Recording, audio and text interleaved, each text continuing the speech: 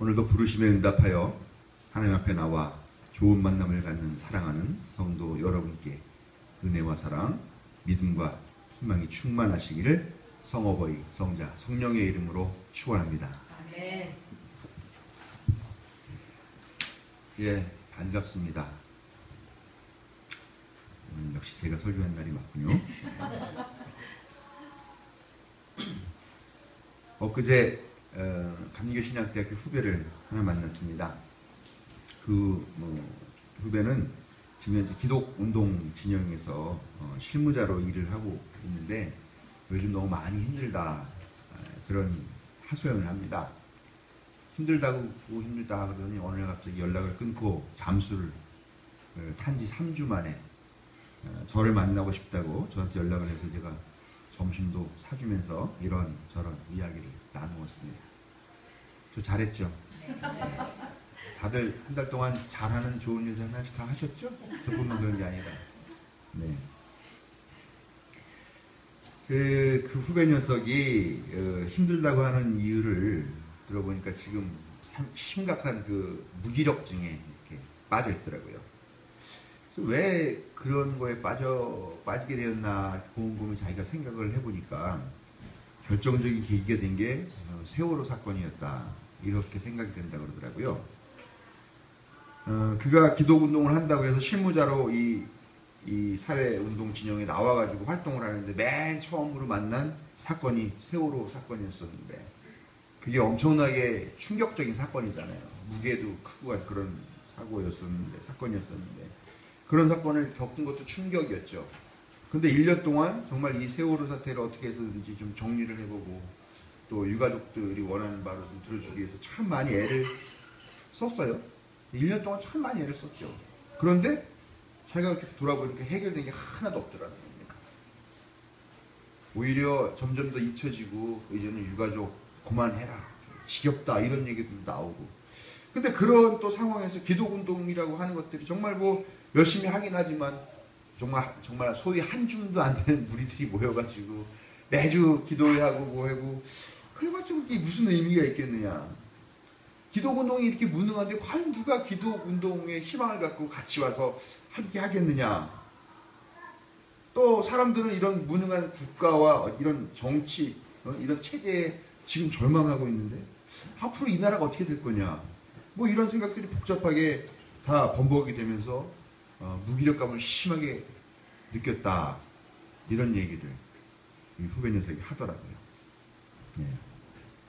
세상의 죄와 고통을 지 혼자 다 지고 있는 것 같이 제가 속으로 좀 비웃었습니다만 그러나 사실은 저도 이 후배의 말에 상당히 공감을 해요. 뭐 사실 여러분들도 그렇지 않겠습니까? 지금 뭐 하나 제대로 돌아가는 게 있어요. 직전 대통령이라는 사람은 아주 그냥 나라 돈, 국민 혈세 퍼다 쓰는 거에 환장을 하고 눈이 뒤집혀가지고 지금 엄청나게 나오죠. 그 사람이 임기 동안에 지금 정말 쓸데없이 쓴 돈, 기본적으로 무슨 4대강 사업에 32조, 22조, 32조 그렇게 여러 가지 다양하게 얘기하는데 몇십조를 쓰고 지금 또 해외에다가 무슨 자원 개발한다고 갖고 이렇게 해서 한 200조 가까이 얘기를 하는 것 같더라고요. 200조면은. 300조, 400조면 우리 나라 한 해 동안 살리는데 아무튼 엄청난 그런 퍼주기, 진짜 퍼주기죠. 쓸데없는데 퍼주기, 재벌들에게 퍼주기, 지들끼리 퍼나눠 먹기 해서 국가재정을 도탄에 빠뜨렸지만 이 사람은 정말 양심도 없는지 기독교 장로라는데 두 다리 쭉 펴고 잘 자고 잘 먹고 게다가 테니스도 잘 치러 다니고 있습니다. 또 현직 대통령이라는 사람은 어떻게 하고 있습니까? 국민들이 피 흘려가며 세운 민주주의를 짓밟고 자기가 마치 제왕적 군주가 된 것처럼 제왕적 대통령으로서 군림하고 있죠. 민주주의, 헌법 이런 것도 다 소용없다는 거죠. 그냥 자기 말이 법이라고 그러고 자기 마음에 안 들면 눈에서 막 레이저를 발사해가지고 국정을 혼란시키고 국민들이 뽑은 국민의 대표 국회도 막 인정하지 않겠다고 나오고 이런 상황입니다. 하나는 나라 살림을, 하나는 민주주의를 말아먹고 있습니다. 여야를 막론하고 계파 싸움하고 있고 어느 것 하나 제대로 돌아가는 것 없고 어느 누구 하나 도둑놈 아닌 놈이 없고 좋은 소식 들려오는 건 없고 이래저래 살기 힘든 건 서민들, 민초들입니다. 도대체 이런 세상에서 어느 누가 무슨 희망을 갖고 무슨 미래를 꿈꿀 수 있겠는가? 솔직히 저도 그 후배와 비슷한 생각을 하고 있었고 비슷한 무기력증에 빠져 있는 것이 사실입니다. 여러분들은 어떠십니까? 여러분들은 요즘 막 힘이 넘치고 막 삶이 너무 재밌고 막 이러시는 분 혹시 있습니까? 야, 세상이 어떻게 돌아가도 나는 하나님만 바라본다.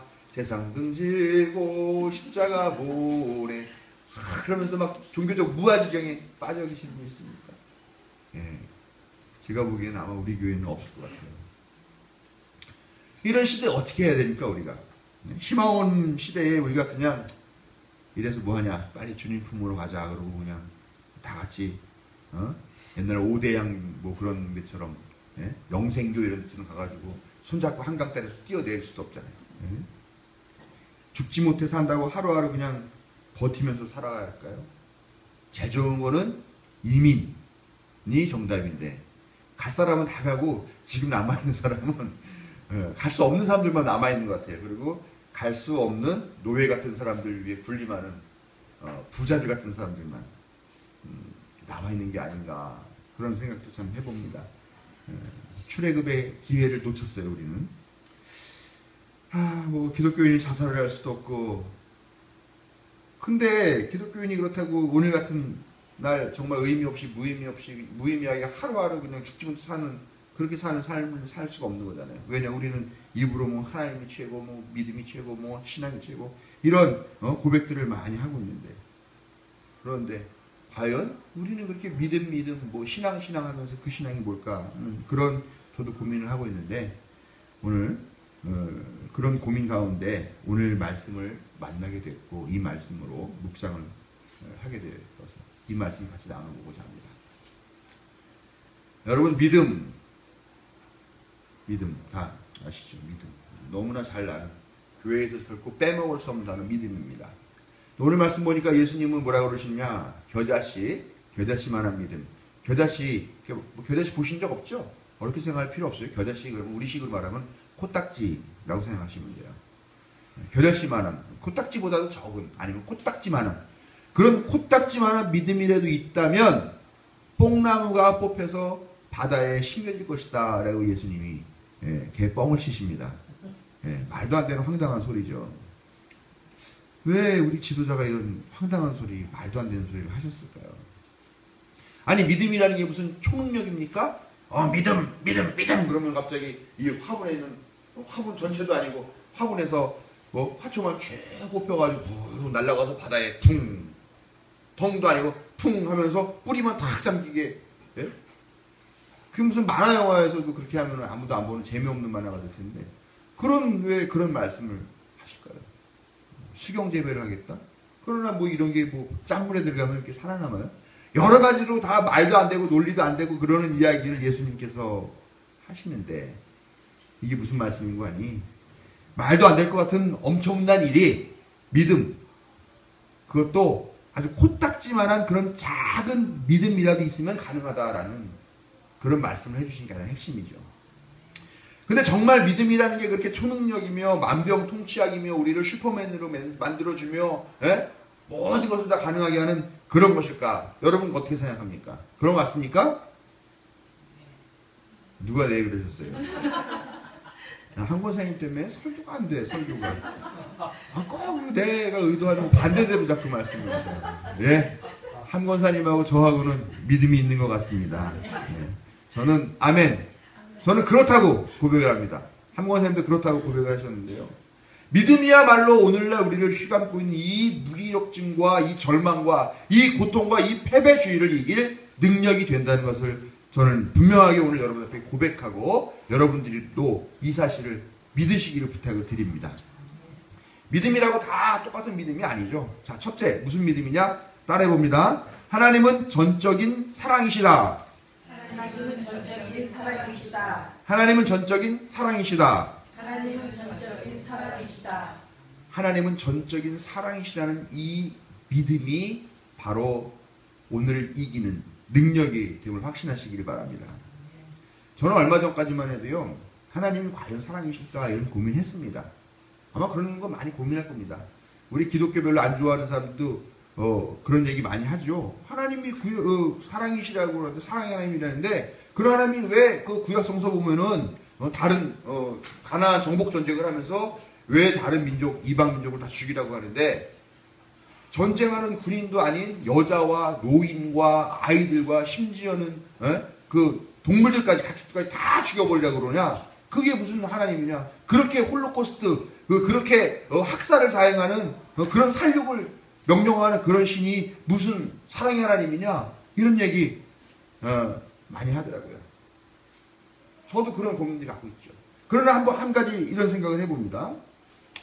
정말 그렇게 완전히 파괴시키고 멸절시키라고 하는 그 명령이 정말로 하나님의 명령이었는지, 아니면 하나님이 오직 자기 민족만의 신이라고 믿는 어떤 부류의 사람들이 정복 전쟁을 하면서 대학살을 자행하고 홀로코스트를 자행하면서 그 사실을 정당화하기 위해 자기들의 믿는 신을 거기다 끌어다 붙여서 멋대로 해석을 한 것인지, 이거는 진지하게 한번 생각해 봐야 되겠다라는 겁니다. 근데 하나 여쭤보면요, 여러분, 만약에 우리가 믿는 하나님이 정말로 나는 나를 믿는 나의 백성, 유태 백성만 사랑하고 나를 믿지 않는 이방인들은 다 미워해, 다 때려 죽여도 돼 하는 그런 하나님이라고 한다면, 솔직히 여러분 그런 하나님 믿고 싶은 마음이 있습니까? 믿고 싶은 마음 없죠. 그럼 분명한 건 한 가지입니다. 우리가 믿는 하나님은 결코 그렇게 배타적으로 자기를 믿지 않는다고 다 때려 죽이라고 하고 다 멸절시켜 버리라고 하는 그런 하나님은 결코 아니라는 거.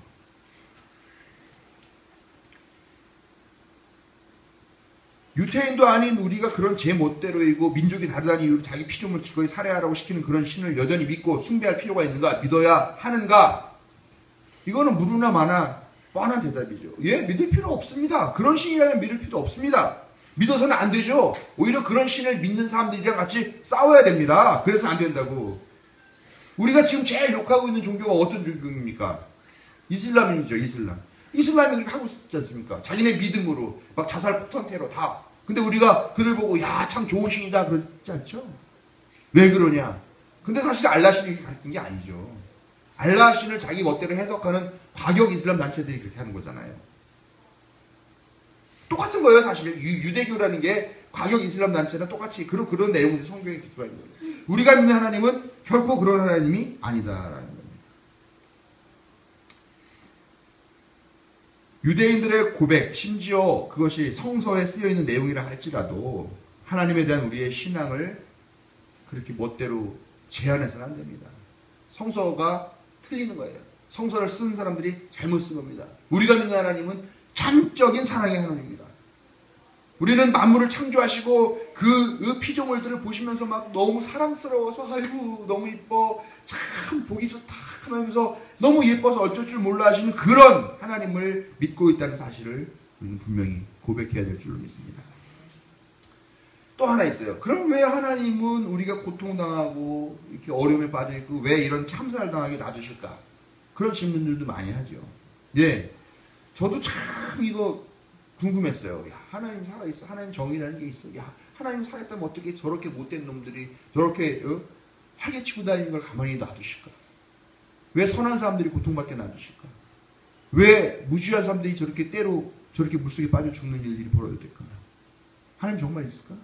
하나님 정말 사랑하시는 게 맞을까? 저 솔직히 그런 고민했습니다. 목사임에도. 유태인 학살, 인종 청소, 자살 테러 사건, 세월호 사건.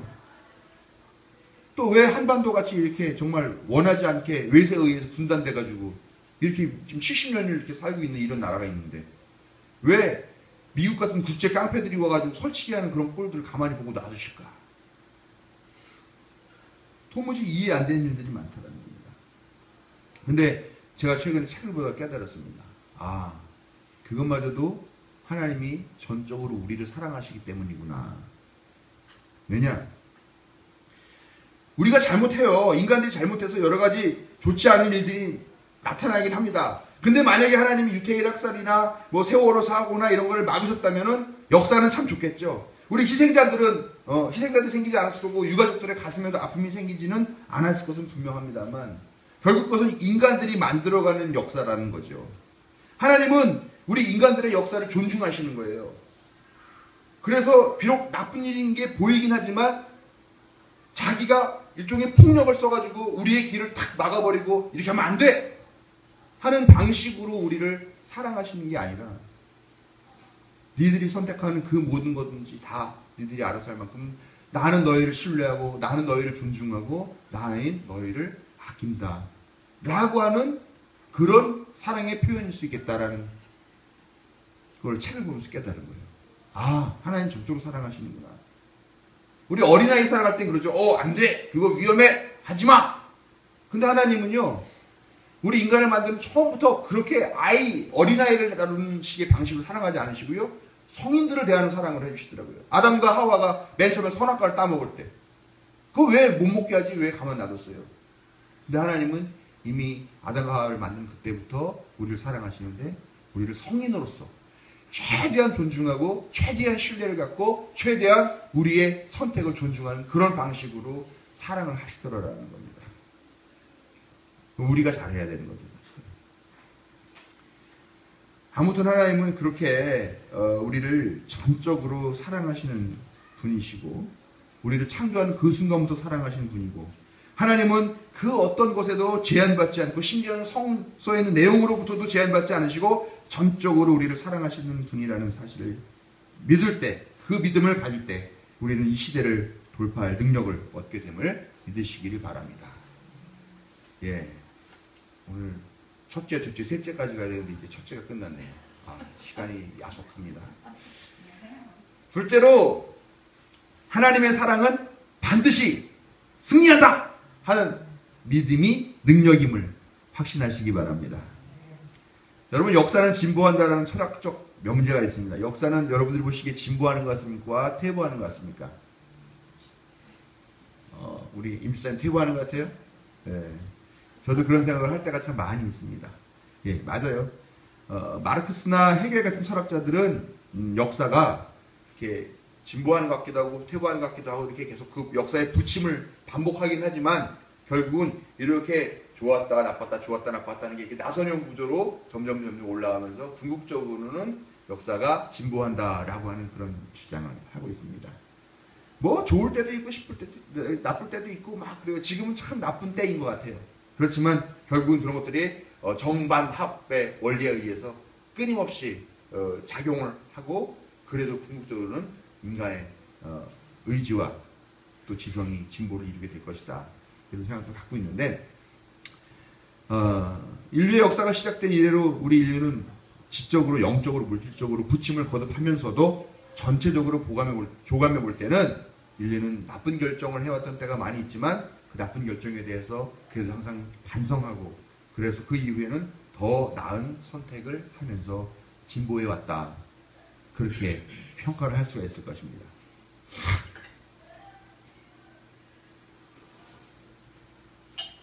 남기평 전사님은 세상에서 뭐가 제일 무섭습니까? 네. 아, 예.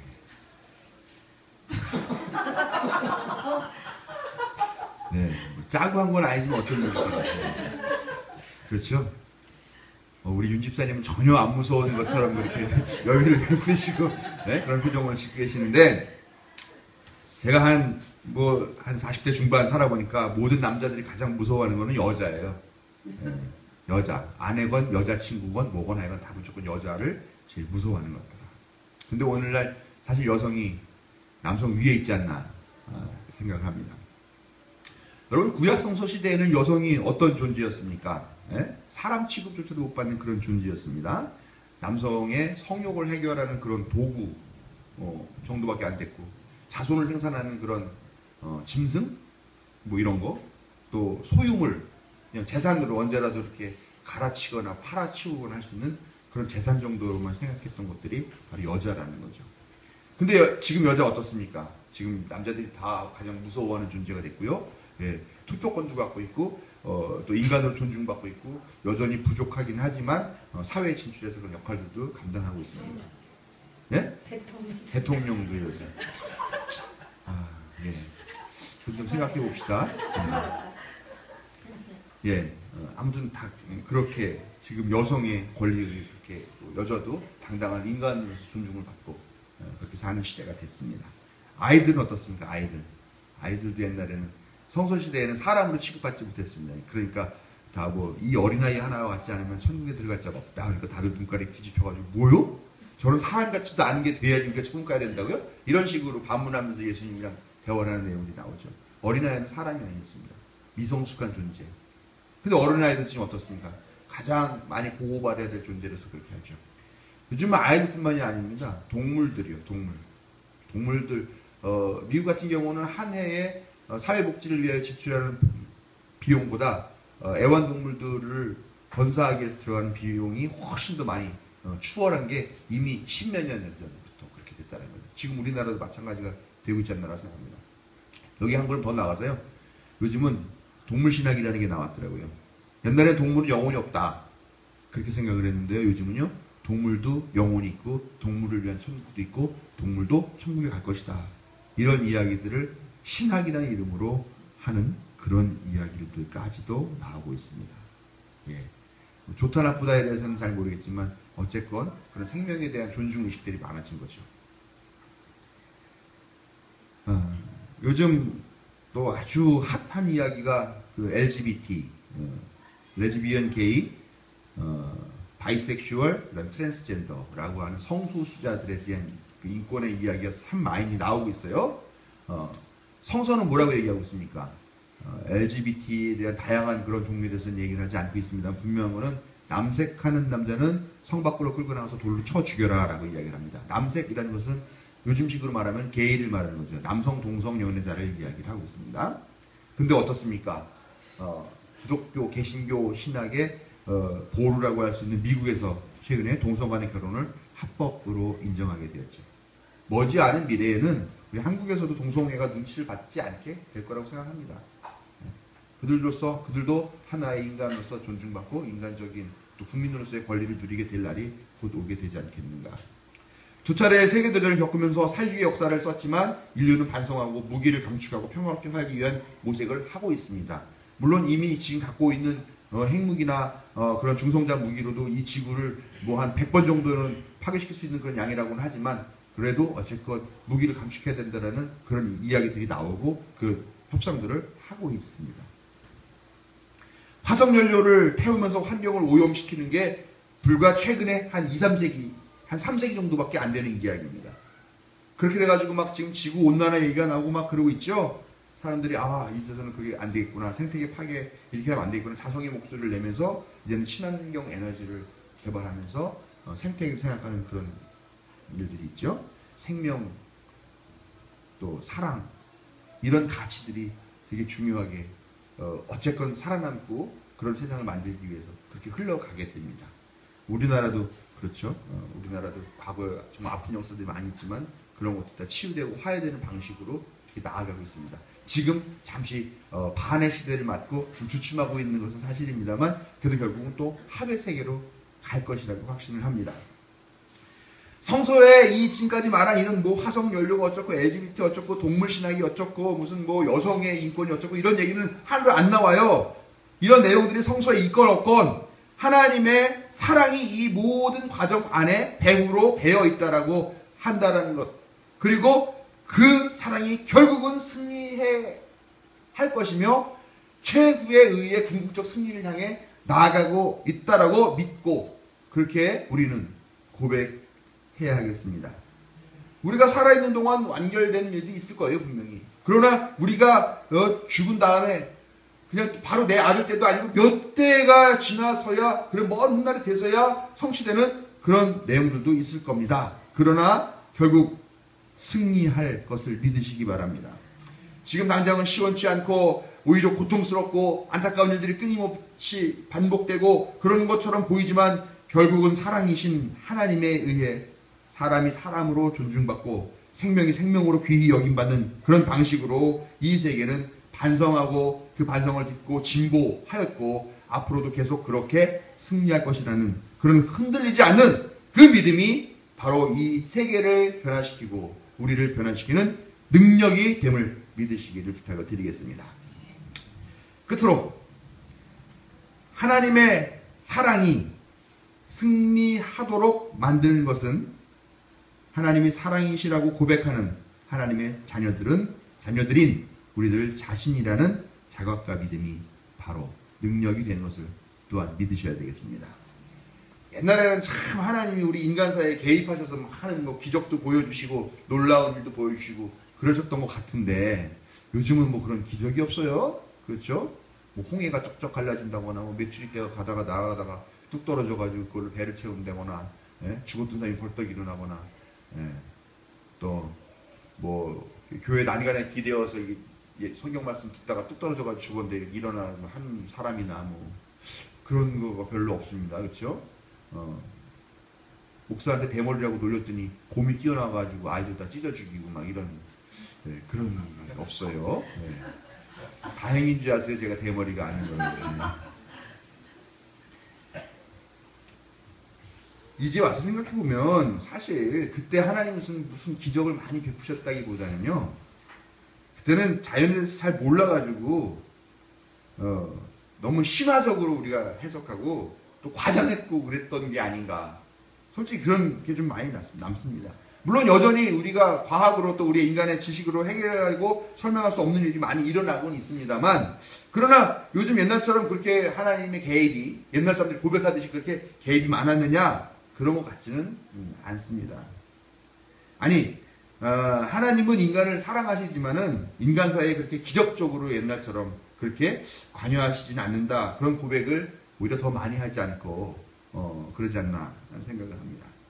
부흥사들은 어떻게 해서든지 뭐 조그만 거 특별한 거라도 있으면 그걸 막 하나님이랑 연관 지어가지고 막 기적이라고 말하고 막 믿어야 된다고 막 박수 치면서 찬송하자고 막 그렇게 하는데, 저는 오히려 그런 기적에 의존하는 신앙이 모래 위에 지은 집이 아닌가. 솔직히 그렇게 생각합니다.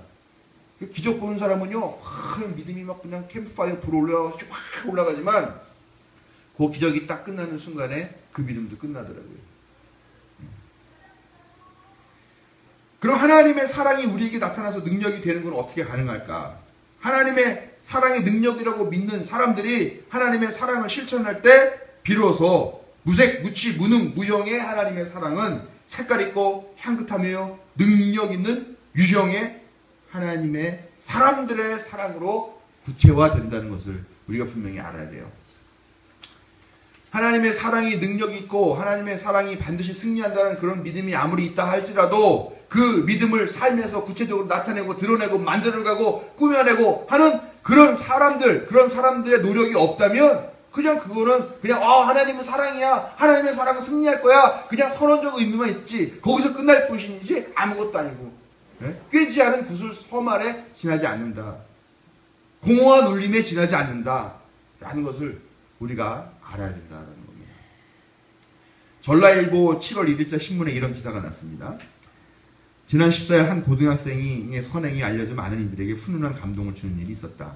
사거리에 하수도가 막혀서 도로에는 물이 넘쳐났고 행인들은 건널 수가 없어 뒤로 갔다가 다시 돌아오기를 반복했다. 도로가 침수돼 건너지 못하고 계속 고민하고 있는 박씨 앞에 놀라운 일이 벌어졌다.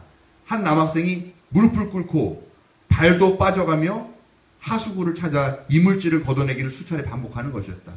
그러자 물은 거짓말처럼 금세 다 빠지고 도로가 드디어 제 모양을 드러낸 것이다. 잠깐 내린 비로 하수구에 나뭇잎 등 이물질이 막혀 물이 빠지지 못했는데 학생이 위험한 상황에서도 지나가는 차량의 물세례를 받으며 작은 선행을 베푼 것이다. 목격자 박 씨는 당시 상황을 여러 장의 사진에 담아 SNS에 올렸고 작은 선행이 세상에 알려지게 된 것이다. 참 별거 아니죠. 별거 아니지만 그래도 다른 사람에게 봉사하는 마음, 이런 마음. 또 이런 분도 있어요. 좋은 만남 교회에 출석하고 있는 강모 씨가 있는데 이는 세월호 참사 이후 세월호 사고의 진상규명을 요구하며 리본 공작소에 매일 출근하다시피 하며 노란 리본을 만들어 시민들에게 나누어주는 일에 참여하고 있다. 강 씨는 유가족들의 아픔에 공감하고 위로하고 집회가 있을 때마다 피켓팅에도 앞장서고 있다. 예. 좋은 만남 일보에 나와 있는 여러분 이런 사람들 이야기 들을 때 어떤 생각이 드세요? 뭐 제가 시간이 이렇게 준비한 것도 없긴 하지만 그래도 아무튼 이런 얘기 말고도 엄청나게 많은 이야기도 있잖아요. 엄청나게 많은 이야기들. 유재석 씨가 이번에 그 위안부 할머니들, 정신대 할머니들한테 또 몇천만 원 기부했다 막 이러면서 그 나눔의 집 만드는데 써달라고 했다 뭐 그런 얘기도 나오고.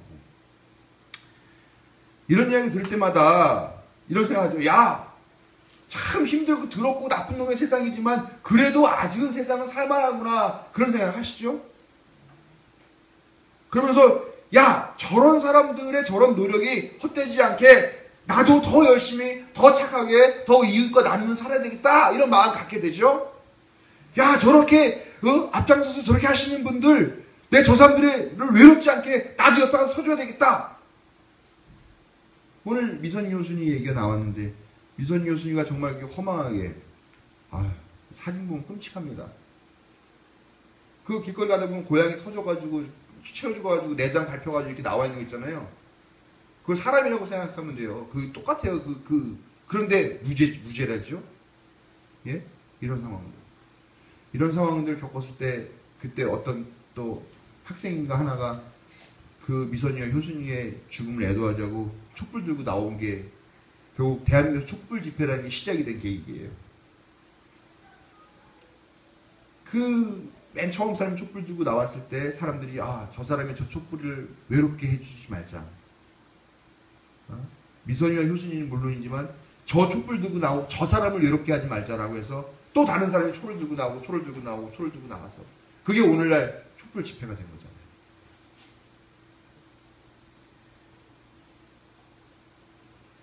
그 순간에 바로 구체적인 하나님의 사랑이라는 것이 능력으로 변화돼서 나타나게 되는 그런 순간입니다. 여러분 말로만 떠드는 그런 사랑은 아무런 힘이 없어요. 마음속으로 믿고 있는 그런 믿음은 아무 힘이 없습니다.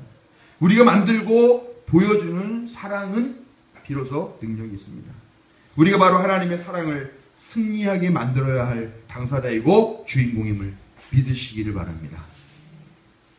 로마서 1장 17절은 의인은 믿음으로 살 것이다 라고 말을 합니다. 또 마가복음 16장 17, 18절에는 믿는 사람들에게는 이런 표징들이 따를 텐데 곧 그들은 내 이름으로 귀신을 쫓아내고 새 방언을 말하고 손으로 뱀을 집어들며 독약을 마실지라도 절대로 해를 입지 않으며 등등등 이렇게 써 있습니다. 어떤 사람이 야 믿음 정말 최고다. 믿음 마치 우리 존재의 의이고 만병통치약 뭐 무적의 무슨 마술약처럼 능력처럼 그렇게 오해되게 하고 있죠. 어떤 사람이 이 말씀을 보고서 내가 나의 믿음을 증명해 보이겠다라고 미국에서 미국 사람이 독을 마셨습니다. 어떻게 됐을까요? 예, 믿음이 없는 걸 증명했습니다. 이 사람이. 예. 여러분, 아니 믿음이 뭔지도 모르면서 그냥 믿습니다, 아멘. 그거 반복한다고 해서 그게 믿음인 줄 아는 사람들이 많아요. 교회에서도 그런 믿음을 강조하고 계속 그런 믿음 강요하고 그런 교육시키는 교회가 너무 많습니다. 그게 무슨 믿음입니까? 여러분 독을 마시면 그런 믿음 따위가 뭘 할 수 있어요? 독을 왜 마셔요 괜히? 그 독 마셔서 어떻게 되겠다고? 아니 독을 마셔서 멀쩡해? 그게 무슨 능력이 있습니까? 신기할 뿐이지 그냥 신기할 뿐이지. 묘기대행진에 나갈 그거지. 근데 그걸 믿음이라고 이야기를 하는 사람들이 있습니다. 믿습니다. 그냥 말로만 부르짖고 그냥 말에 입에다가 달고 사내고 그러면은 그 믿음이 대단한 것 같은데 과연 그런 믿음이 과연 이 험하고 고통스러운 세대에 무슨 능력이 되겠느냐? 무슨 변화를 만들어낼 것이며 무슨 삶을 충만하게 채워줄 것이냐라는 겁니다. 아무 믿음이나 다 믿음이 아니에요. 믿음이 능력이긴 합니다만 아무 믿음이나 다 능력은 아닙니다. 자, 따라해봅니다. 하나님은 전적인 사랑이십니다. 하나님은 전적인 사랑이십니다. 하나님의 사랑은 결국 승리합니다. 하나님의 사랑은 결국 승리합니다. 결코 승리합니다. 결국 승리합니다. 하나님의 사랑이 승리하게 하는 것은 우리들이다. 사랑이 승리하게 하는 것은 우리들이다. 이 세 가지를 기억하시고 이 세 가지 믿음이 능력이 되는 줄로 여러분 마음속에 새기시기 바랍니다. 확신으로 승리하는 좋은 만남의 성도 여러분께 하나님의 자비와 사랑이 함께 하시기를 축원합니다. 아멘.